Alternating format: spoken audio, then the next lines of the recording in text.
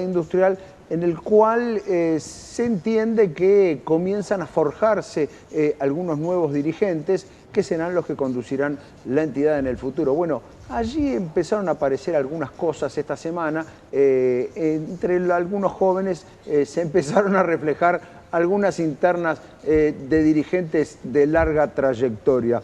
Quien nos viene a contar todo esto es Ariel Maciel, editor de Economía y Política de Perfil, a quien ya tenemos en línea. ¿Qué tal, Ariel? Buen día, ¿cómo estás?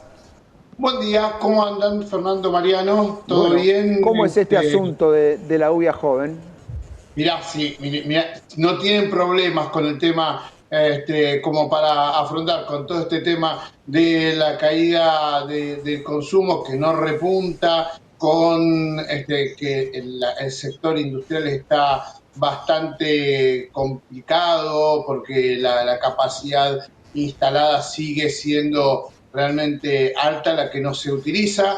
El impuesto país, ustedes lo comentaban, los beneficios de lo que es mejorar la importación de insumos y de bienes de capital, pero que para algunos es agrandar el temor de la avalancha importadora desde China y desde Brasil, especialmente con los beneficios cambiarios que pueden llegar a tener, teniendo en cuenta esto, digo, ¿no? Que no tienen, hay menos barreras entre comillas, para el arancelaria, digamos, ¿no? Para poder darle mejores condiciones a una industria nacional que sigue con una presión impositiva idéntica de cuando inició esta gestión, mientras que los productos importados vienen con muchísimas mejores condiciones. Recién ustedes hablaban sobre, bueno, qué puede llegar a pasar con los productos o los precios de los productos nacionales. Bueno, no van a bajar en esas condiciones, en ese porcentaje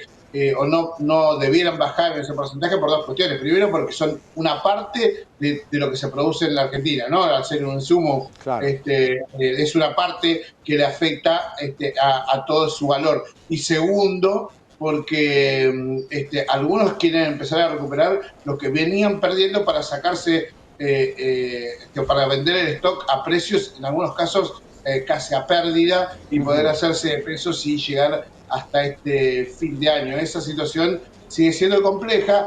Muchos creen que, bueno, de hecho, quien va a estar más competitivo todavía son los productos finales, los que importan todo junto. Eso sí, Claro. podrían bajar si quisieran todo el nuevo esquema cambiario de sin impuesto país para las importaciones. Entonces ahí están un poco bastante complicados, bastante preocupados, pero digo, mirá que tienen tanto como para preocuparse, que además salió un tema institucional de la galera, digamos, no más allá de que se venía hablando que había algunos cruces, que había algunas amenazas, parecía ser que pasaban un fin de año en paz. No es así. Les voy a contar una historia que tiene un trasfondo bastante interesante. La semana pasada, el viernes pasado más precisamente, en un ratito antes del mediodía salió un mail institucional desde la Unión de la Presidencia de la Unión Industrial Argentina, donde anunciaba las nuevas autoridades del Departamento Joven de la UIA. Entre las nuevas autoridades, la presidenta va a ser María Furtado, una ejecutiva de la empresa Quilmes, con pasado en el grupo Techin, y que fue integrante, que fue presidenta de la conferencia industrial pasada, no esta que pasó ahora, sino la anterior, ¿no? Por ahí pareciera ser ninguna novedad, pero ¿qué sucedió en el medio que llevó a que hubo una reunión, un Zoom, donde estuvieron presentes todos los integrantes de este departamento y con la designación del resto de las autoridades de la nueva, del lugar joven, digamos, ¿no? De la UIA?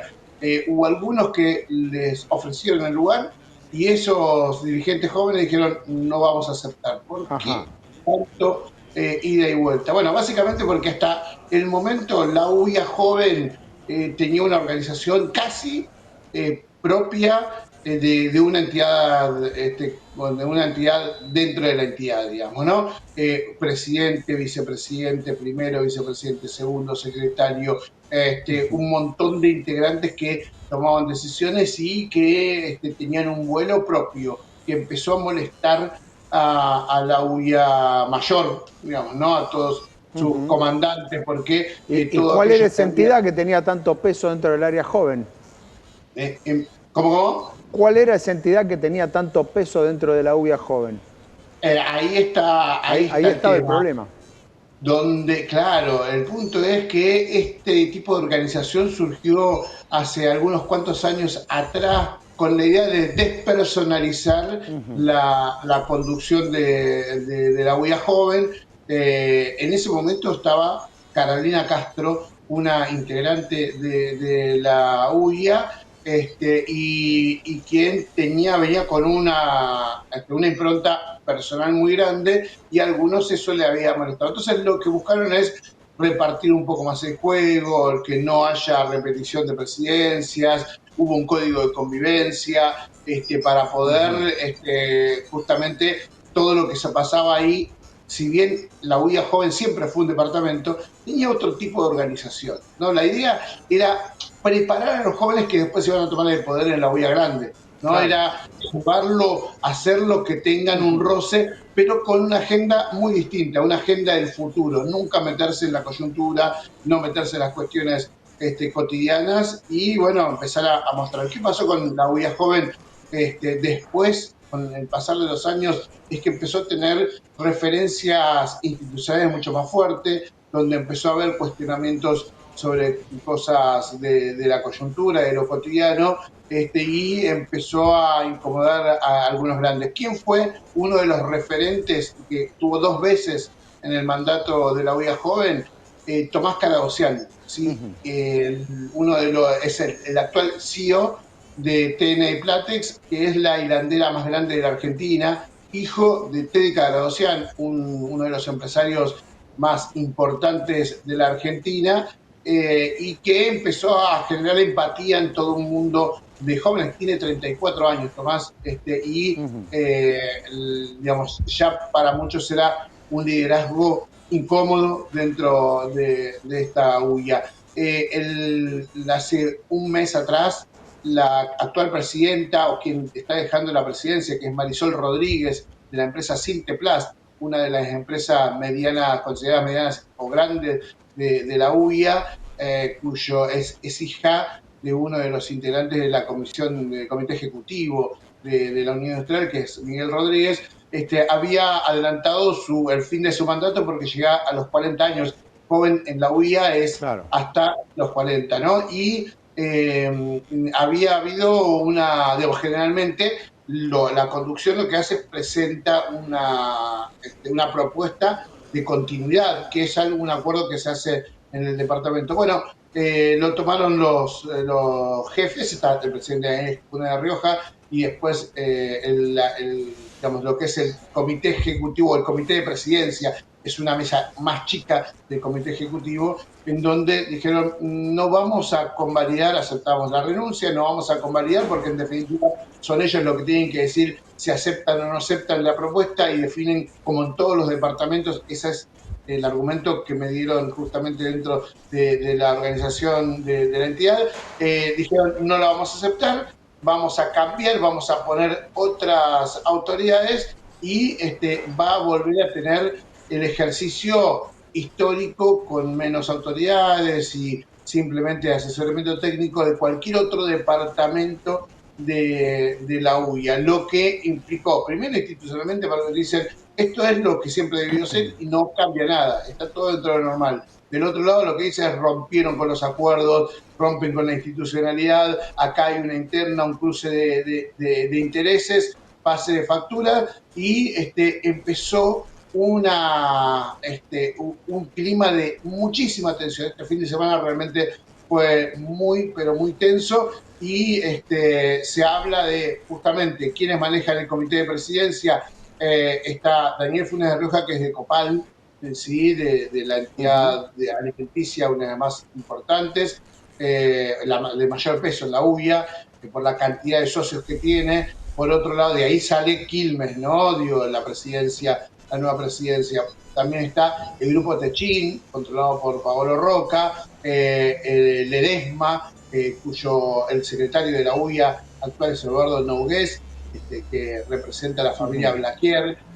Dicen los que critican esta decisión, dice, las grandes empresas van contra los jóvenes, las grandes empresas, lo que dicen, nosotros estamos siguiendo una institucionalidad que era muy necesaria y que había que sostener. Bueno, ahí arranca toda una discusión que, ojo, que puede pasar hacia adelante. Puede llegar a haber... Yo te estoy escucho la historia y es interesante. Por momentos pareciera algo menor, de decir, bueno, es la conducción del segmento de la UBIA que de algún modo capacita, si se quiere, a dirigentes jóvenes para el futuro, pero del otro lado la pregunta que surge es, bueno, este problema en UBIA joven en realidad es reflejo de una interna mucho más grande, ¿no? Mucho más importante. ¿En dónde está exactamente esa interna? Y más allá de la UBIA joven, que parece ser la consecuencia y no la causa, ¿por qué viene el problema? Bueno, ahí hay un gran punto para tener en cuenta. Esto que nosotros veníamos señalando hace un tiempo. Digo, el hecho de que la voz concentrada esté en Daniel Funes de Rioja como era el objetivo principal, generó mucho revuelo dentro de la UBI en los últimos años, porque o decía más de lo que pensaba toda la entidad o decía menos. ¿Sí? Entonces, muchas veces escuchabas a un Funes de Rioja que, por ejemplo, en este contexto de recesión de las fábricas, elogiaba fuertemente el modelo económico del gobierno de Javier Milei, mientras hacia adentro había muchas empresas, especialmente del segmento PYME, que tenían críticas realmente furibundas, pero no salían desde la UIA, salían desde otro lado. De hecho, muchas veces terminaban saliendo cuando algún empresario vinculado a la UIA criticaba, los titulares eran la UIA critica, y eso empezaba a generar internas. ¿Sí? Acá el único que habla es el presidente, son los comunicados oficiales que da el comité, en realidad la Junta Ejecutiva, pero en ese sentido no había, no se exponía en dónde estaba el conflicto. Acá aparece justamente, como decían ustedes, este segmento joven no tiene el peso importante en sí mismo para una gran interna, pero sí de algún modo empieza a reflejar esas diferencias en donde vas a ver muchas pymes del interior del país en donde, que empezarán a ponerse críticas e incluso me cuentan que están analizando algunas empresas en irse de la UIA, de desasociarse, de ir hacia otro espacio, si es que no se da digamos, un nuevo diálogo o una nueva forma de revisión. ¿Qué bueno, es lo que Ariel, ¿armarán? ¿Podrían armar otro espacio? Y a su vez, me pregunto, debía ser muy incómodo para los de la UIA joven que trabajan en grandes empresas, que por ahí quieren reclamar algo, que no puedan hacerlo y que únicamente, con lo que está la coyuntura de no poder hablar, la coyuntura, incluso podrían llegar a tener problemas en sus propias empresas, que les digan, che, pará, ¿qué estás hablando vos del 2080 si los problemas los tenemos hoy, no? Bueno, lo que sucede es que muchos de los jóvenes empresarios toman decisiones importantes en sus empresas. De hecho, muchos no son, la mayoría, no son ejecutivos, son dueños de pymes, son dueños de empresas familiares, digamos, gente que toma decisiones. Bueno, lo señalaba en el nombre de Tomás Cargadosian, que es actualmente CEO de la empresa familiar, y en ese sentido tenían diferencias con miradas que tenía la UIA mayor, pero digamos que también en el código de convivencia no tenían que entrar en terrenos de coyuntura, estaba todo muy, pero muy al límite, y eso podía llegar a generar había generado un clima de tensión, y lo que podía llegar a generar era cómo iba a pasar. Pero además, porque muchos, una cuestión generacional, se había adelantado todo lo que era el recambio dirigencial. Y para muchos, la llegada de dirigentes jóvenes al comité ejecutivo e incluso disputar la presidencia podía llegar a ser casi una jubilación anticipada de dirigentes históricos en la UIA mayor, ¿no? Eso también era parte de la situación, pero básicamente la crisis por la que atraviesan las fábricas es parte de ese debate, parte de la falta de federalización, es lo que dicen también en este sector, digo, teniendo en cuenta las distintas miradas. ¿Sabes? Digo, tenemos que contar un antecedente. Hace varios años atrás, cuando el presidente de la UIA era José Ignacio de Mendiguren, y quien hasta hace poco fue ministro de la producción de Alberto Fernández, que trabaja con Sergio Massa, un industrial, ¿sí? Había tenido un cruce con los jóvenes de aquel momento que generó la ruptura y el grupo joven se fue y armó lo que se conoce todavía actualmente como un AGE, ¿sí? En donde fue como una disidencia de la UIA que hizo un poco de ruido, pero quedó después como una entidad paralela, separada, y que no le hizo sombra a lo que es el gran poder que tiene la UIA. ¿Qué sucede ahora? Que hay nombres de empresas muy grandes en el medio, cosa que antes no sucedía.